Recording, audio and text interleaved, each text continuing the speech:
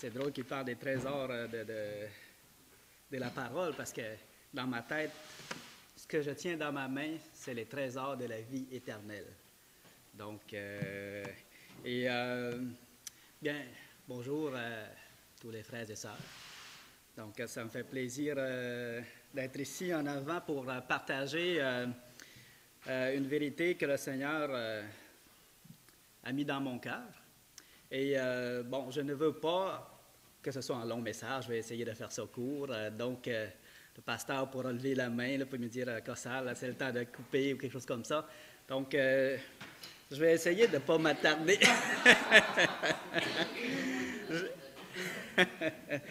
Non, de toute façon, je ne suis pas bon orateur de longs discours.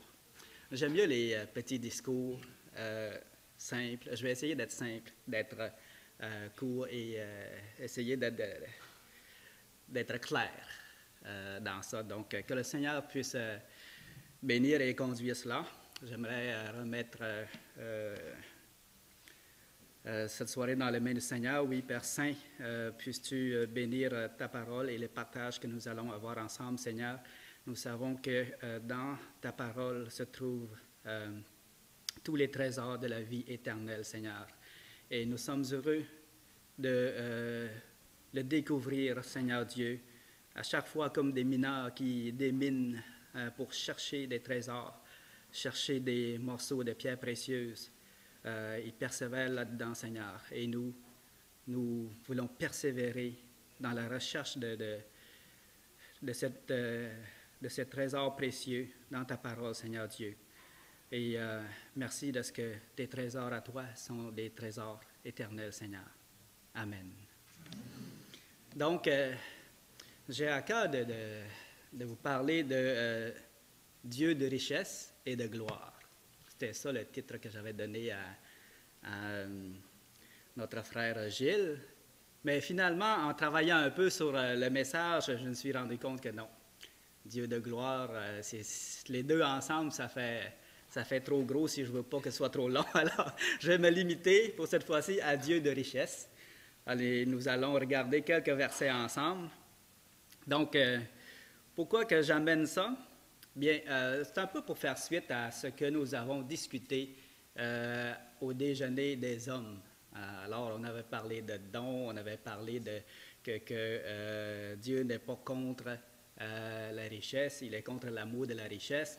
Donc, je trouvais que c'était un bon sujet à explorer un peu plus loin. C'est ce qu'on va faire ensemble. Donc, dans la parole de Dieu, vous savez, ceux qui connaissent la parole de Dieu, il y a plusieurs versets qui nous enseignent à rechercher des choses humbles. Donc, par exemple, dans Matthieu 6, 19, le Seigneur Jésus dit à la foule, « Ne vous amassez pas des trésors qui sont sur la terre, où la teigne et la rouille détruisent, et où les voleurs percent et dérobent. Mais amassez-vous des trésors qui sont dans le ciel, où la teigne et la rouille ne détruisent point, et où les voleurs ne percent ni ne dérobent. » Je le connais par cœur parce que c'est mon verset préféré. C'est tout simplement ça. Donc, c'est un des versets qui m'a touché, qui m'a amené à lui, d'ailleurs. Donc, on voit, le Seigneur, il dit, « Ne vous amassez pas des trésors qui sont sur la terre. » Et il y a une raison à cela. Pourquoi? Parce que la teigne et la rouille détruisent. Et où les voleurs percent et dérobent. Mais, est-ce que, en disant « Ne vous amassez pas des trésors sur la terre », le Seigneur vient de se proclamer contre les biens terrestres? Non. C'est ça. Donc, dans Luc, par exemple, dans Luc 12 à 33, je vais vous le lire.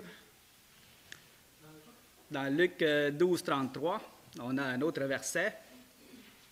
Je vais vous laisser, vu que vous avez ouvert la Bible. Luc 12, 33. Le Seigneur, encore une fois, s'adresse à la foule et dit, « Vendez ce que vous possédez et donnez-le en aumône.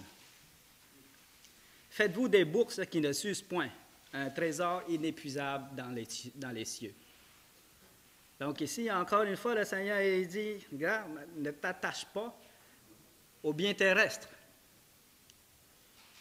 mais donnez-le en aumône. Vendez ce que vous possédez et donnez-le en aumône. Faites-vous des bourses qui ne s'usent point, un trésor inépuisable dans les cieux.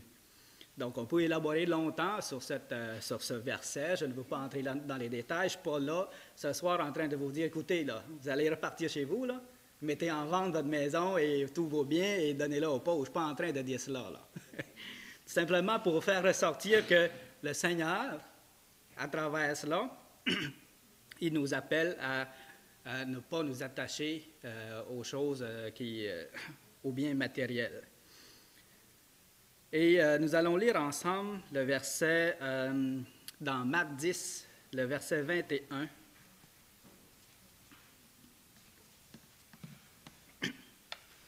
Que nous allons développer un petit peu plus. Marc 10, le verset 21.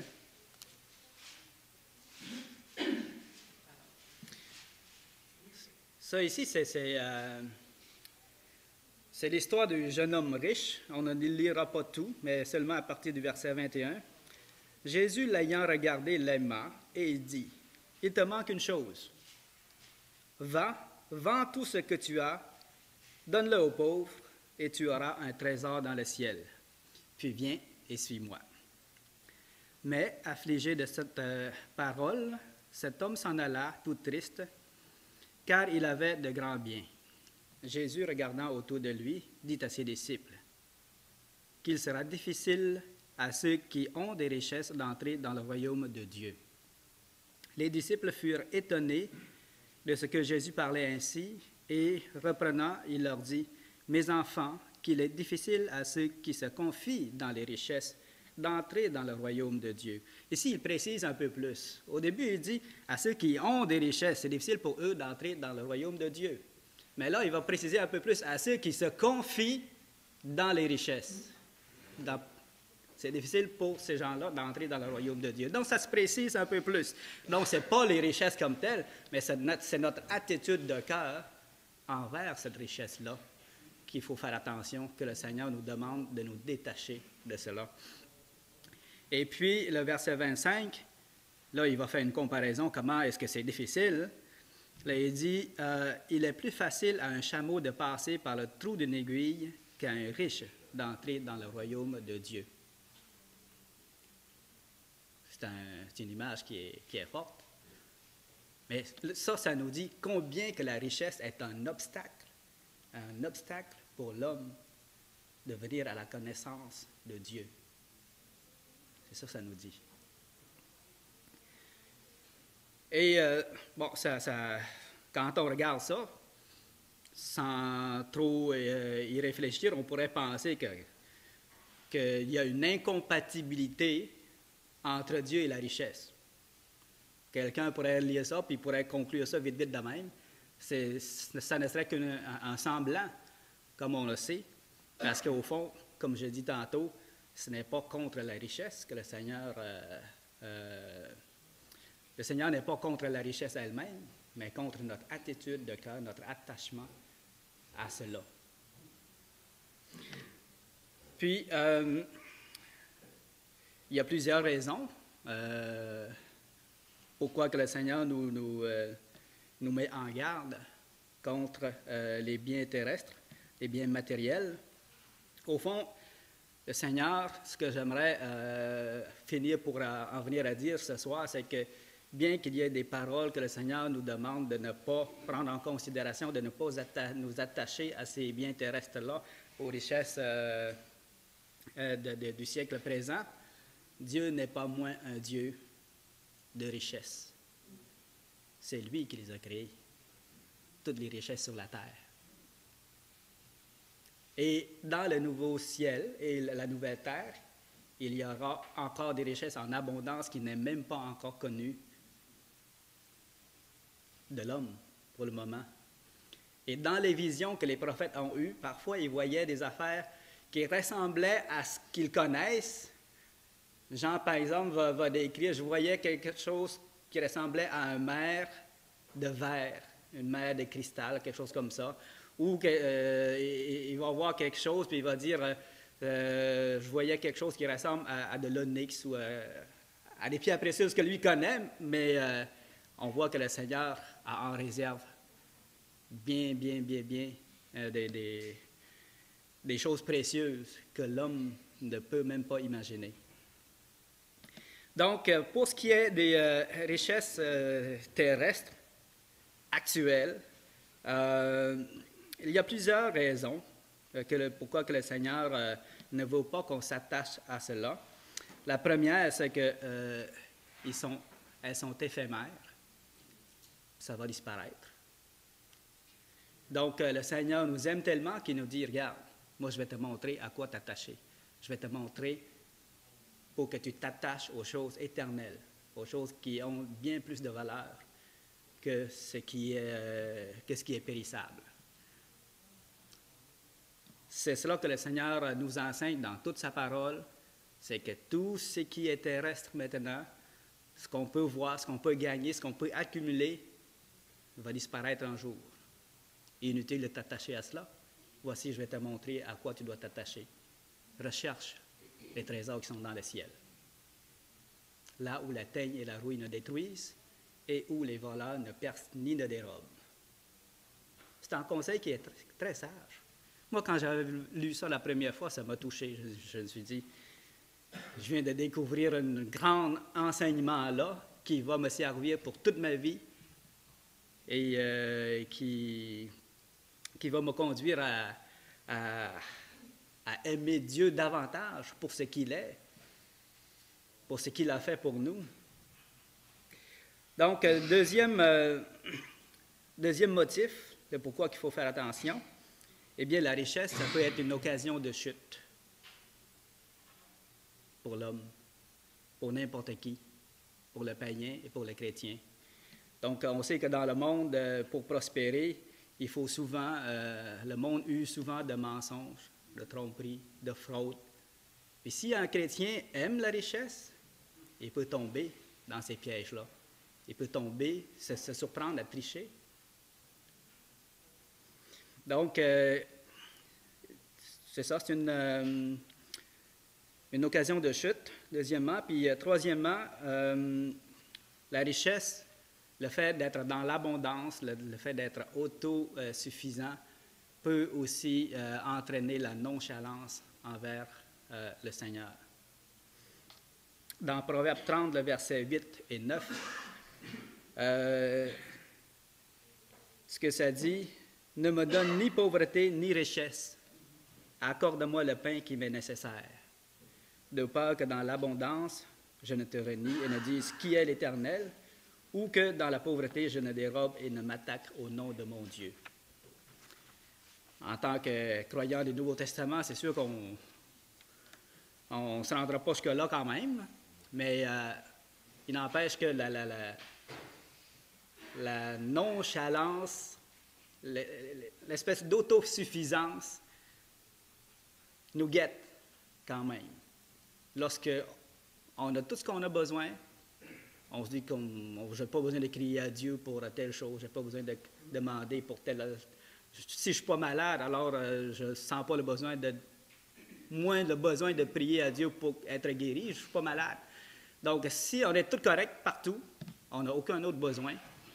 Donc là, on a tendance à dire, à rester les bras croisés, puis à moins rechercher la face du Seigneur.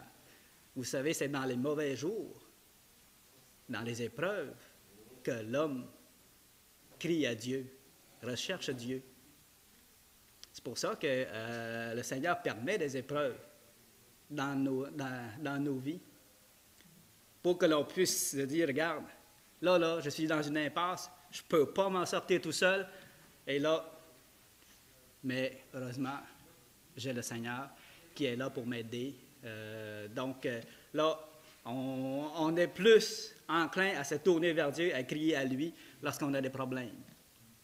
Moi, j'ai expérimenté ça un peu quand j'étais au Cambodge, quand je suis allé au Cambodge en 1996, où j'ai vraiment été habité avec des pauvres qui comptaient sur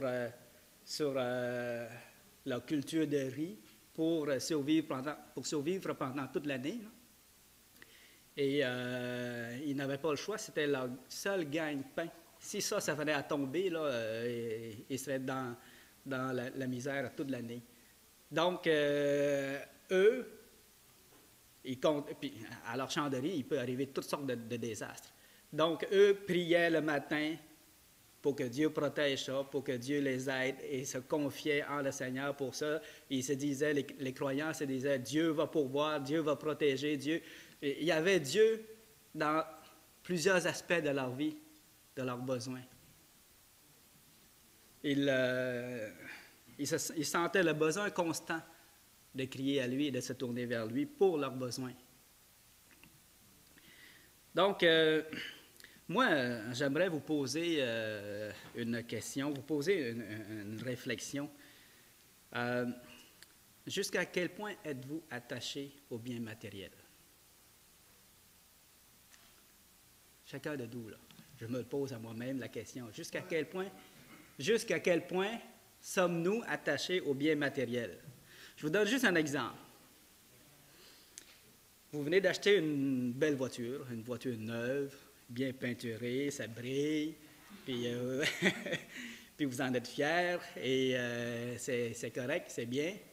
Mais une semaine après, des enfants s'amusent à côté de votre voiture avec des branches, graffinent votre voiture, enlèvent un morceau de peinture. Vous voyez ça? Quelle sera votre réaction? Il y a l'assurance.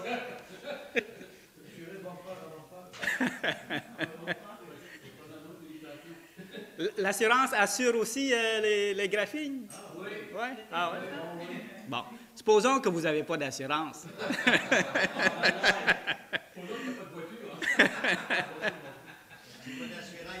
Non, mais...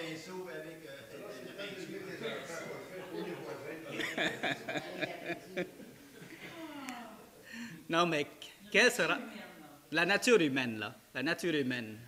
Est-ce que vous allez dire à 100%, là, est-ce que votre attitude de cœur est de dire, ah, c'est pas grave, ça, c'est juste de la tôle? Alors, est-ce que c'est ça votre attitude? Êtes-vous complètement détaché de ce bien matériel-là pour dire, regarde, c'est pas grave, c'est juste de la tôle? C'est sûr que les enfants, il faut qu'ils apprennent à s'amuser à une autre place que ça, là, mais c'est pas grave. Est-ce que vous êtes capable de dire cela à 100% sans avoir un pincement de cœur? Ça va être dur un peu, hein? Mais... Donc, c'est pour dire comment qu'on est attaché aux biens matériels. Plus qu'on en a, plus qu'on est attaché. La nature de l'homme, c'est comme ça. Plus qu'on en a, plus qu'on est attaché à ces biens-là. Oui. Moi, je peux dire, le Seigneur nous bénit pour, mettons, pour une voiture, ce qu'on voudra, mais aussi, il ne veut pas qu'on néglige ce qu'il nous donne. Tu comprends? Si le Seigneur te donne un auto, puis tu la négliges, tu la laisses mourir dans le trou, puis, tu sais, c'est pas correct. Effectivement. Le Seigneur, c'est pas correct. Non, effectivement, il ne faut pas négliger les biens non plus. La preuve, c'est que le Seigneur... Je prends l'exemple des pains et des poissons qu'il a multipliés. Il y en avait en abondance, mais le Seigneur ne les a pas gaspillés. Ramassez ce qui reste. Ramassez ce qui reste. Donc, le Seigneur, effectivement, il veut qu'on prenne soin, mais il ne veut pas qu'on s'y attache plus que lui. C'est ça. Oui? Je ne veux juste pas lancer un débat, hein? Mais tu sais, le Seigneur, c'est vrai qu'il dit de ne pas négliger. Mais c'est pas de faire une passion de cette affaire-là, pas de gaspiller tout ton temps. C'est ça que, tu sais, oui, tu peux prendre soin de tes affaires, mais pas passer tout ton temps et de tout investir ton temps là-dedans. Oui. C'est ça qu'il voulait dire. Un pincement, je pense que c'est normal aussi. Tu sais, de dire, ah, ça implique des réparations, ça implique ceci, ça implique cela, des dérangements, bon, tout ça. Tu veux enseigner ton enfant là-dessus, prendre soin du matériel. Mais... Ça implique beaucoup de choses. D'être attaché, tu sais, de faire comme... Un beau set de vaisselle. Tu sais, là, il y en a qui ont des habitudes, tu peux pas prendre soin, tu peux pas t'asseoir dans leur salon parce qu'il y a du plastique dessus. Non, mais tu sais, il y a des genres d'attachement excessifs, là. Mais ça peut être des petites choses aussi. Ça peut être des petites choses C'est aussi, sûr, oui. Si j'échappe mon iPad à toi, ça va me faire la peine. Oui. Oui, c'est ça. Ce n'est qu'un exemple parmi tant d'autres de notre attachement aux choses matérielles. Mais c'est normal de s'attacher d'une certaine mesure pour en prendre soin, et ainsi de suite. Pas de gaspillage, tout ça. Mais c'est l'amour de ces choses-là, excessif, de façon à ce que ça passe avant Dieu. C'est là que ça devient dangereux. Vous savez, dans la Bible, j'aimerais qu'on aille voir 2 ou 3 exemples. Dans la Bible, il y a des hommes qu'on peut appeler des gens riches et célèbres dans la Bible. Hein? Puis, c'est des millionnaires dans leur temps, ça. Et Dieu les a bénis. Vous savez sans doute de qui je parle? Ah oui, hein? Donc, Abraham, d'un côté. Il y a aussi Isaac, Salomon. Et si vous voulez bien... Pardon? Avant d'être pauvre, il était riche. Il était riche. Déjà. Oui. Oui. Bien, Abraham, par exemple, on va aller voir Abraham dans Genèse 13, 2. Dans Genèse 13, 2.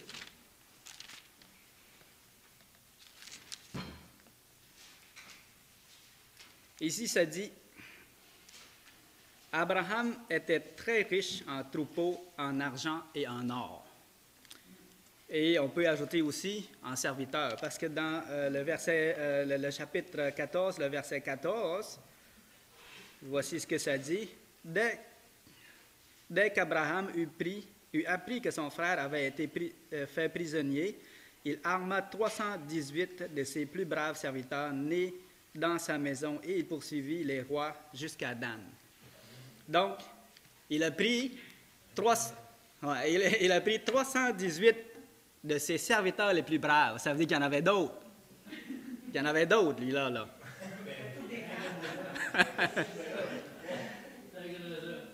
Non, mais aujourd'hui, quel riche aurait un nombre de serviteurs comme ça? Il n'y en a pas beaucoup. Donc, c'est vraiment quelqu'un que le Seigneur a béni. Mais ce que je trouve beau là-dedans, c'est que malgré ses richesses, Dieu occupait toujours la première place dans son cœur. Ça, là, c'est un grand exemple pour nous, ça. Dieu occupait toujours la première place dans son cœur. Pourquoi je peux dire ça? Bien, c'est parce que Dieu lui a demandé quelque chose d'absurde, à première vue, quand il a demandé de sacrifier son fils, de l'offrir en sacrifice. C'est quelque chose d'absurde quand on y pense. Mais Abraham ne s'est pas trop posé la question. Dieu m'a demandé, je ne comprends pas. Pourtant, en plus, ce qui ajoute à cela, c'est que c'était le fils promis. Le seul fils par qui sa descendance allait être bénie, puis que toutes les nations allaient être bénies dans cette postérité-là. Mais Dieu lui demande de l'offrir en sacrifice. Dans sa tête, là, toutes sortes de questions se posaient peut-être, mais non. Il a dit, je ne comprends pas, là, mais je vais obéir. Abraham était prêt à faire un geste absurde aux yeux de tout le monde, aux yeux de tout le monde, pour obéir au Seigneur. Donc, on voit jusqu'à quel point son cœur était consacré à Dieu. Combien Dieu avait la première place dans son cœur, malgré toutes les richesses, toutes les bénédictions que Dieu lui a données. Et Isaac, dans Genèse 26,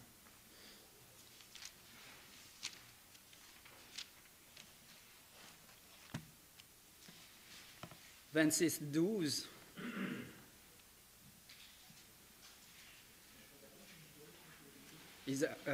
Genèse 26-12. Isaac sema dans ce pays et il recueillit cette année le centuple, car l'Éternel le bénit. Cet homme devint riche et il alla s'enrichissant de plus en plus jusqu'à ce qu'il devint fort riche. Il avait des troupeaux de menu bétail et des troupeaux de gros bétail. et un grand nombre de serviteurs. Aussi, les Philistins lui portèrent envie. Tous les puits qu'avaient creusés les serviteurs de son père, du temps d'Abraham, son père, les Philistins les comblèrent et les remplirent de poussière. Et Abimelech dit à Isaac, « Va-t'en de chez nous. »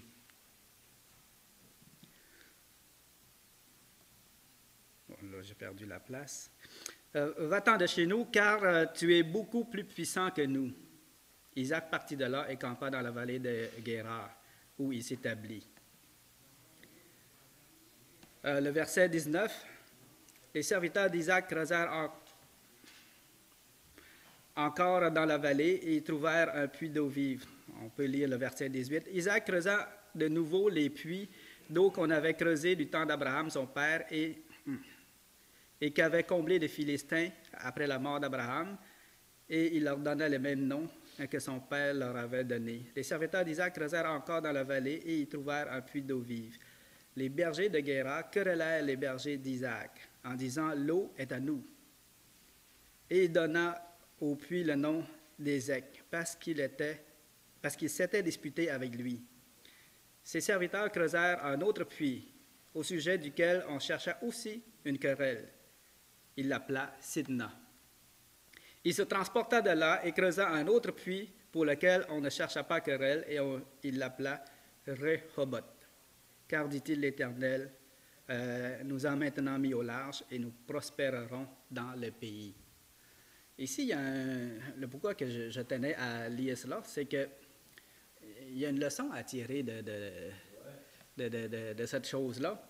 C'est que Isaac, il s'est laissé manger la laine sur le dos. Il ne s'est pas défendu. Il aurait pu dire s'il était cupide, s'il était attaché à ses biens, il aurait pu dire, écoutez, là, c'est mon puits. Il savait d'ailleurs qu'il était plus puissant que... Abimelech a dit qu'il était plus puissant déjà que lui. Donc, s'il était cupide, attaché aux biens, il pourrait dire, regarde, c'est mon puits, c'est moi qui m'ai creusé, tu ne viendras pas me le prendre, puis une querelle pourrait avoir lieu et peut-être même il pourrait se faire la guerre, on ne sait pas. Mais Isaac a recherché la paix. Et il ne s'est pas attaché à cela. Il s'est déplacé, il a creusé un autre puits. On cherche encore querelle. Fine. Je me déplace à une autre place. La terre est assez grande. Je creuse un autre puits. Puis je suis convaincu que si on lui aurait cherché querelle à la troisième place, il se serait encore déplacé jusqu'à ce que le Seigneur lui ait donné la paix. Et le Seigneur l'a béni pour ça. Le Seigneur l'a béni pour ça. Puis, on voit que, comme son père, ses biens étaient en abondance. Puis, ça ne l'a pas amené à oublier Dieu pour autant. Donc, le Seigneur, même pour les biens terrestres, le Seigneur est capable de bénir quelqu'un, est capable de donner à quelqu'un quand que cette personne-là ne s'attache pas à cela et n'oublie pas Dieu à cause de ces biens-là. C'est tellement un grand obstacle, la richesse, là, que les biens matériels, là, que si on donne trop à quelqu'un, ben, ça pourrait être une occasion de chute pour lui. Enfin, Dieu a un dessein aussi spécial comme Joseph. Oui. On va voir le dernier exemple. Salomon, un roi. C'est correct, je suis encore dans mon temps. Ce sera pas long. Un roi 3, les versets 5. Vous savez, dans la Bible, là, je connais, c'est l'exemple unique que je connais, où le Seigneur, Dieu, est apparu à quelqu'un, puis il dit, comme le génie de la lampe, « Demande-moi ce que tu veux. » Hein? Mais c'est encore plus beau que le génie, parce que là, c'est le Dieu véritable, qui peut vraiment toutes choses. Ouais.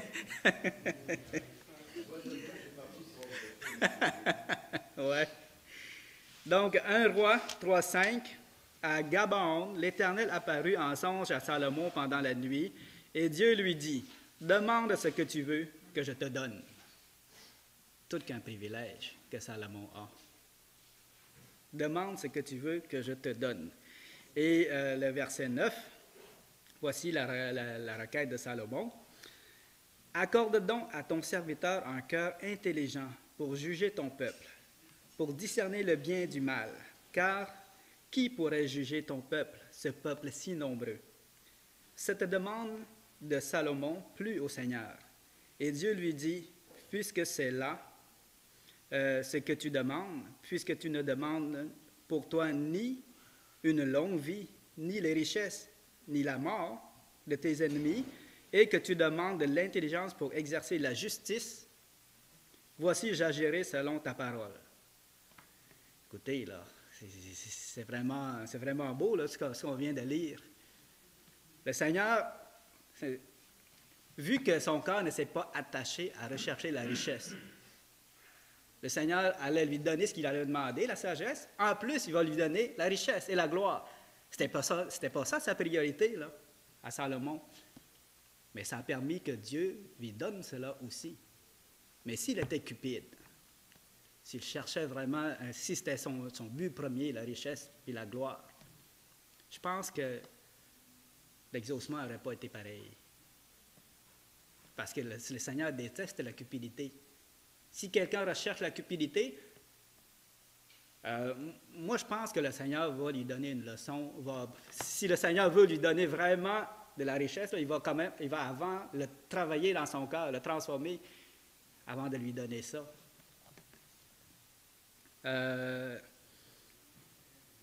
Donc,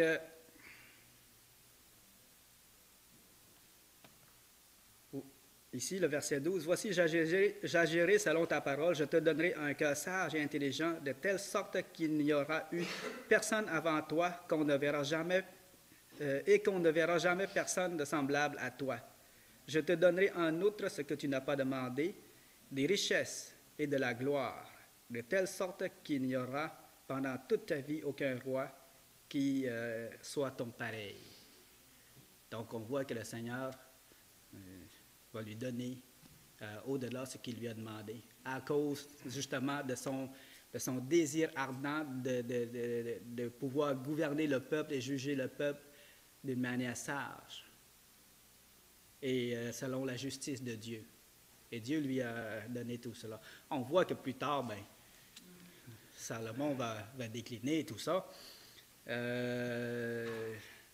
Mais toujours est-il qu'au tout début, ce qui a permis que le Seigneur lui donne tout cela, c'est vraiment son désir de faire l'œuvre de Dieu, de bien gouverner selon la justice de Dieu. Et je vais terminer avec la lecture dans Apocalypse. Apocalypse 21.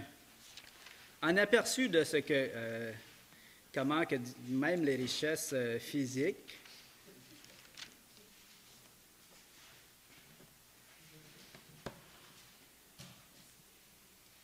comment que le Seigneur est un Dieu de richesse. Apocalypse 21, 10. Est-ce que quelqu'un peut le lire jusqu'à 10, 11? Et il me transporta en esprit sur une grande et haute montagne. Et il me montra la ville sainte, Jérusalem, qui descendait du ciel d'auprès de Dieu, ayant la gloire de Dieu. Son éclat était semblable à celui d'une pierre très précieuse, d'une pierre de jaspe, transparente comme du cristal. Merci. Et le verset 18 à 21, si une autre personne peut nous le lire. La muraille était construite en jaspe, et la ville était donc pure, semblable à du verre pur. Les fondements de la muraille de la ville étaient ornés de pierres précieuses de toute espèce. Le premier fondement était de jaspe, le second de saphir, le troisième de calcédoine, le quatrième d'émeraude, le cinquième de sardonyx, le sixième de sardoine, le septième de chrysolite et le huitième de béryl, le neuvième de topaz, le dixième de chrysoprase, le onzième d'hyacinthe et le douzième d'améthyste. Les 12 portes étaient 12 perles. Chaque porte était une seule perle. La place de la ville était comme du verre transparent. Bon, merci. On voit ici comment que le Seigneur n'a pas ménagé dans ces objets précieux, ces pierres précieuses. Il décorait la ville, il bâtissait la ville avec cela. Les 12 portes étaient 12 perles. Chaque porte était d'une seule perle. La place de la ville était d'or pur. Et les rues étaient en or. C'est rond. Oui, c'est rond, excusez-moi. Donc, oui. Donc, on voit que le Seigneur, d'ailleurs, on voit d'autres exemples. Hein. Quand il parlait, à un moment donné, il parlait de Satan, de la chute de Satan, il disait, tu marchais au milieu des pierres étincelantes. Le Seigneur, il n'est pas contre les pierres précieuses, il n'est pas contre les diamants, il n'est pas contre l'or, il n'est pas contre les pierres étincelantes. Ces anges marchaient parmi les pierres étincelantes. Ces anges sont environnés de gloire. Mais ce que le Seigneur veut, c'est qu'on s'attache à lui plus qu'à toutes ces choses-là. Que le Seigneur vous bénisse. Oui.